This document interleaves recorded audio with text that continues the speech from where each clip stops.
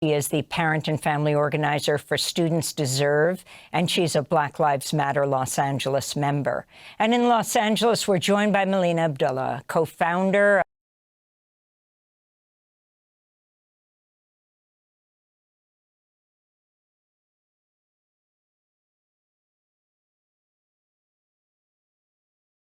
the cousin of Keith Porter Jr. Our deepest condolences on your cousin's killing. Could you tell us a little bit about him and how your family learned of what happened?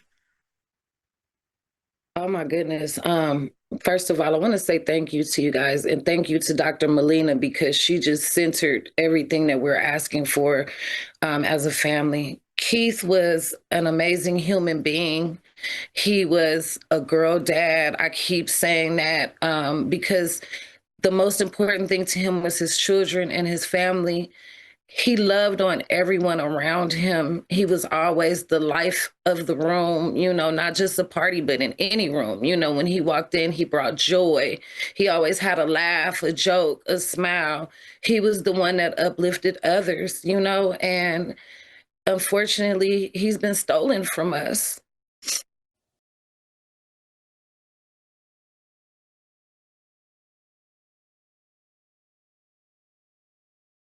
The one that uplifted others, and unfortunately, he's been stolen from us. And what information has your family received since the killing?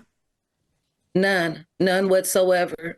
We've not received any information in regards to whether there'll be a full investigation or not. Again, like Dr. Abdullah said, they've not named the suspect. They've not arrested the suspect. What we do know is that night procedure was not followed, even after the ICE agent finally went ahead and called 911. I had to sit and watch video that was shared privately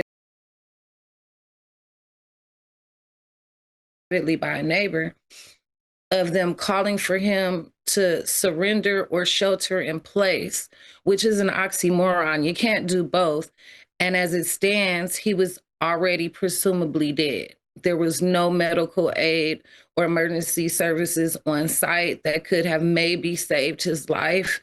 And so we know that night Keith was celebrating. He was waiting for, company to come. His girlfriend, the young lady that he's been dating for a long time now, the reason that he moved to the Valley, he moved out there for love, to be close to her.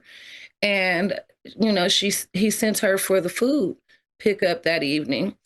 And she got a call, when the place wasn't open where they decided their New Year's Eve meal was going to be from, she's tried to call Keith. And when he didn't answer, she immediately returned home. And by the time, just that quick, that she had left and come back, unfortunately, he had already been stolen from us. He had already been murdered.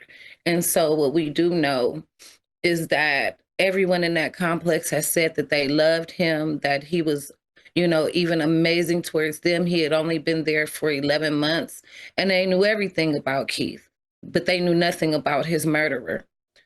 What we know is that there was no sobriety check, a sobriety test given for this officer. We don't know what state of mind he was in. We don't know what he was in his home doing as he was celebrating New Year's Eve. He could have been on drugs. He could have been under, 5 bottles of vodka.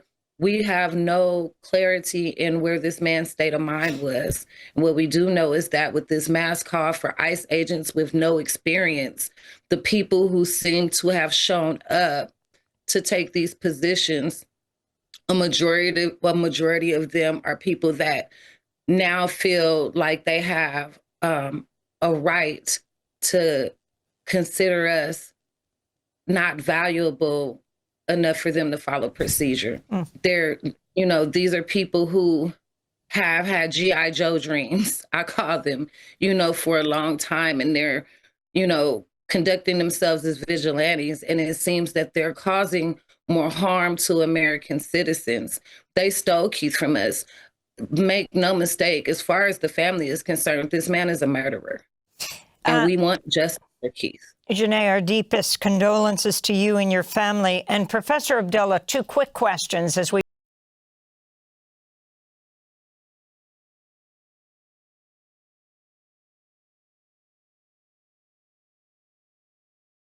I want to thank you for being with us. Professor Melina Abdullah, co-founder of Black Lives Matter Los Angeles, teaches Pan-African Studies at California State University, Los Angeles. And thank you so much to Janae Tyler, joining us from Compton, California, cousin of Keith Porter Jr., killed by an off-duty ICE agent on New Year's Eve with his ICE weapon.